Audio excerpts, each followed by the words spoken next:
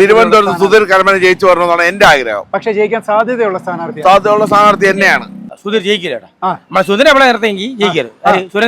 സുരേന്ദ്രപിള്ള ആയിരുന്നെങ്കിൽ ജയിച്ചേനെ. ജയിച്ചാനെ. ഇയാൾ എന്താണ് നമ്മളെ ഈ രാഷ്ട്രീയ സുധീർ എന്താണ് നിങ്ങൾ പറഞ്ഞിട്ടാ?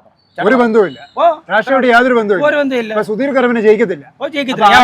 ആര് ജയിക്കും? അങ്ങനെ നമ്മളെ CP ജോൺ ജയിക്കും. ജയിക്കും, ഉറപ്പ്. കപ്പലാണ് ചിഹ്നം. ഞാൻ ചേട്ടാ പൂന്തറയാണ്, തുറയാണ്.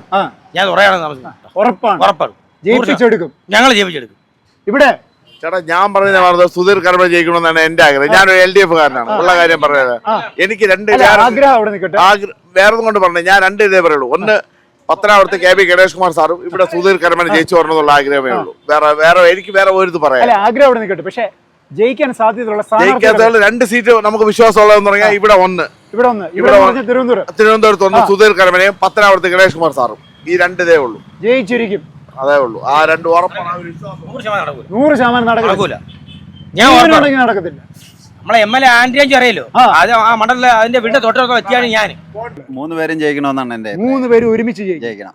സ്ഥാനാർത്ഥി എന്ന് വെച്ചാൽ എന്റെ പാർട്ടി അനുസരിച്ച് പിന്നെ മാസ്റ്റർമായിട്ട് ജയിക്കുമെന്നാണ് എന്റെ ആഗ്രഹം. 3 മുന്നണി ഒരേപോലെ ഇരിക്കുകയാണ്. ഒരേപോലെ ഇരിക്കണം. ഒറ്റ ഇതാണ് നിൽക്കുകയാണ്. അതാരും ജയിക്കുന്ന ഒന്നും ഉറപ്പില്ല. ആര് ജയിക്കാനാ സാധ്യത? അതറിയാൻ വയ്യ. ആർക്കാണ് വോട്ട് കിട്ടണമെന്നറിയാവില്ല. വോട്ട് കിട്ടുന്ന ആള് ജയിക്കും അല്ലേ? അതെ, അത്രേ ഉള്ളൂ. ചേച്ചി വോട്ട് ചെയ്യല്ലോ അല്ലേ? ചെയ്യും. അത് എത്ര മെനക്കെടായാലും വയ്യാതെ കിടന്നാലും പോകും. 3 പ്രബല സ്ഥാനാർത്ഥികളിൽ ജയിക്കാൻ സാധ്യതയുള്ള സ്ഥാനാർത്ഥി കരമന ജയൻ കഴിഞ്ഞാൽ CP ജോൺ. ഒറ്റ വാക്ക്.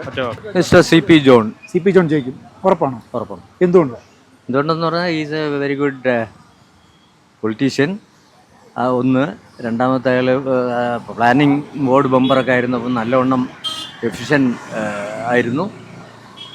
പിന്നെ നാട്ടുകാർക്കെല്ലാം അറിയാവുന്നുള്ളൊരു ആളാണ്. ഇവിടെ എല്ലാ പ്രാവശ്യവും കോൺഗ്രസ് ആണ് ജയിക്കണേ. ഈ പ്രാവശ്യം ഇനി എങ്ങനെയാണെന്ന് അറിയത്തില്ല. ഇവിടെ LDF ജയിക്കാനുള്ള സാധ്യത വെറുതെ തന്നെ. ജയിച്ചില്ലെങ്കിൽ പിന്നെ എന്താണ് കൊള്ളാം. ജയിച്ചില്ലെങ്കിൽ എങ്ങനെ പറയും? അത് കേട്ടിട്ട് എങ്ങനെ പറയും പരസ്യമായിട്ട്? ഞാൻ പറയാം എന്റെ വോട്ട് ആർക്കാണെന്ന് ഞാൻ പറയാം. ചേച്ചി പറയൂ. ചേച്ചി പറയത്തില്ല. ഞാൻ പറഞ്ഞാലും ചേച്ചി പറയത്തില്ല. എന്റെ വോട്ട് ആർക്കാന്ന് പറയട്ടെ. അപ്പൊ അറിയാൻ ഇഷ്ടമൊക്കെ അതുപോലെ എനിക്കൊരു ഇഷ്ടമുണ്ട്, അതുകൊണ്ട് ചോദിച്ചെന്നുള്ളേ ഉള്ളൂ.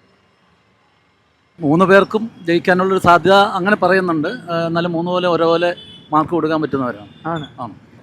അവന്റെ പേര് പറഞ്ഞതല്ല, കരമന ജയൻ. കരമന ജയനല്ല, പിന്നെ ഇടതുപക്ഷത്തിന്റെ മോഹൻലാൽ. മമ്മൂട്ടി. നിങ്ങൾ എന്തിനു പറയണത്? മമ്മൂട്ടി മോഹൻലാലാണ്.